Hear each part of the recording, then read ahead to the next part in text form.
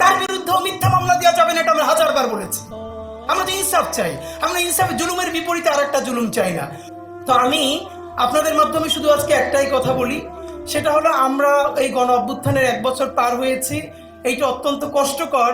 আমরা কেউ যেটা ফাইয়াজ কয়েকটা শোতেও বলেছে, আমি খেয়াল করেছি, প্লিজ আমরা যেন আমাদের ন্যাশনাল হিরোগুলোকে কোনো দলের বানায় না ফেলি। এখন এখানে একটা সমস্যা হলো, কেউ যদি কোনো দলের প্রতি সিম্প্যাথেটিক হয় তর্কের স্বার্থে, ধরেন আবরার কোনো এক সময় শিবিরের সমর্থক ছিল, এটা আর্গুমেন্টের জন্য ধরে নিচ্ছি, এর মানে কি তাহলে এই পরিচয়ের কারণে আবরারকে হত্যা করলে তার পক্ষে আর দাঁড়ানো যাবে না? তাহলে একই কথা আসবে যে ছাত্রদলের যদি কেউ মরে যায় তাহলে তার পক্ষে দাঁড়ানো যাবে না, অধিকার পরিষদের কেউ যদি, এর মানে হলো ইনসাফ। এই ধারণাটা আমাদের সমাজে এখন পর্যন্ত আমরা পরিষ্কার করতে পারি না। আমরা বারবার বলেছি আমাদের শত্রুর সাথেও আমরা ইনসাফ চাই।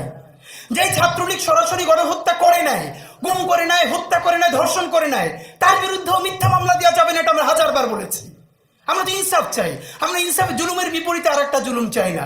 সুতরাং এইখানে বরং আজকে যেটা ভালো হতো, এই ডাকসুর জন্যটা তো এটা অত্যন্ত সম্মানজনক যে তারা এই প্রোগ্রামটা আয়োজন করেছে। আমি বরং দেখতে চাই ছাত্রদল এর থেকেও বড় একটা প্রোগ্রাম আমাদের শহীদ আবরার ফায়াজকে নিয়ে করুক, আবরারকে নিয়ে করুক। এরপরে আমাদের এনসিপির ভাইয়েরা, বাংলাদেশপন্থী যতগুলো রাজনৈতিক দল আছে, রাজনৈতিক শক্তি আছে, তারা সবাই মিলে বড় বড় প্রোগ্রাম করুক।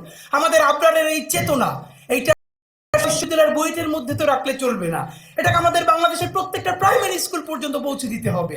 এবং আমাদের আবরার কি বলেছিল, ভারতীয় আধিপত্যবাদ। আপনি ভাবেন যে একটা ফেসবুক স্ট্যাটাস এত ভয়ানক হয়ে উঠতে পারে ভারতীয় আধিপত্যবাদের বিরুদ্ধে। সে ইলিশ মাছের সুষম বন্টন নিয়ে কথা বলেছে, তারপরে কি হয়েছে। আমরা আজকে এটাই শুধু বলতে চাই, আমরা আবরার ফাহাদকে এই জন্য সেলিব্রেট করবো না শুধু যে আবরার ফাহাদ শহীদ হয়ে আমাদেরকে নতুন বাংলাদেশ দেখিয়েছে, বরং আমরা স্পষ্ট দেখতে পাচ্ছি বাংলাদেশের সামনে আগ্রাসন এবং আধিপত্যবাদ আরো শতগুণ, হাজার গুণ, লক্ষ গুণ শক্তি নিয়ে আবারও ধাবিত হচ্ছে। আমরা বারবার বলেছি আমাদের শত্রুর সাথেও আমরা ইনসাফ চাই। যে